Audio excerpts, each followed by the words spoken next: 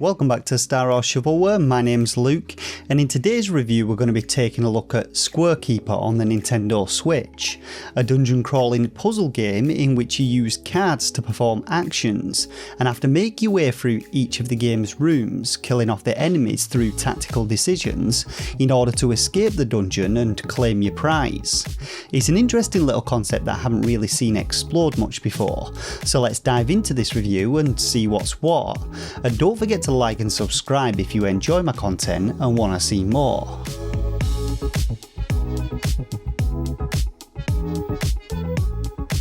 So I'm going to be skipping the story segment of this review entirely, as Squarekeeper just doesn't really have one, and upon beginning the game we're simply dropped into our first dungeon room, with the game taking us through a little bit of a tutorial before ramping up the challenge a little. Now, the mechanics in this one are pretty straightforward. In each of the rooms we're given a set of cards laid out across the bottom of the screen, and we must activate these to perform two basic actions, those being moving our character and attacking, and each card comes with a number on it which indicates how many spaces these actions will cover. Now, movement cards allow you to move your character, obviously, either horizontally or vertically, the specified number of spaces, while attack cards can be used in all 8 directions, and after performing the attack you'll then also move in that direction, again the specified number of spaces.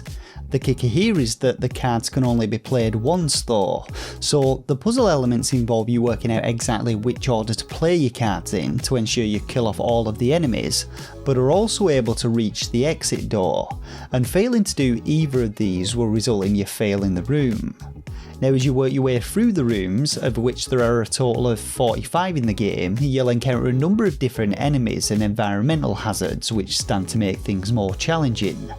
These include spiders, which will attack you if you step in front of them, rats which move away from you when you get close, and orcs which patrol backwards and forwards, and there are also pitfalls and spikes which limit your movement and are used to solve some of the puzzles. You'll also gain new kinds of cards as you work through the game, including a spear which can be used to attack without performing the movement element, and bows which can attack any distance in any direction, and alongside the enemies these add a decent amount of variety to the puzzles, helping to keep things fresh throughout the majority of the playthrough. The puzzles themselves have been handcrafted, so there's generally only a single solution to them, with a little bit of trial and error involved, especially in the latter levels with the moving enemies, but I did find that a few of them actually had multiple solutions which didn't always use up all of your cards. Now, for the most part things aren't too complicated. There are a couple of more challenging puzzles, but due to the gameplay mechanics keeping things relatively simple, I was usually able to solve puzzles in a couple of minutes at most, and overall it took me around an hour or so to complete the entire game. The difficulty curve was mild, with new mechanics introduced gradually, so I'd say that it's quite an accessible puzzle game, and even younger children shouldn't have too much of a hard time getting to grips with things. But on the flip side, as a fan of puzzle games and someone who really enjoys having my brain taxed, I came away feeling a little unfulfilled and wishing that the developers had added some more complex mechanics, or even perhaps a hard mode for those wanting more of a challenge. There's no real replayability with this one, as it doesn't have any kind of scoring system or timer in place to encourage repeat playthroughs, but Squarekeeper is an interesting little puzzle game which definitely has room to grow. The concepts were well executed, the gameplay is fine, and I'd say that the price is relatively fair with this one for the content on offer.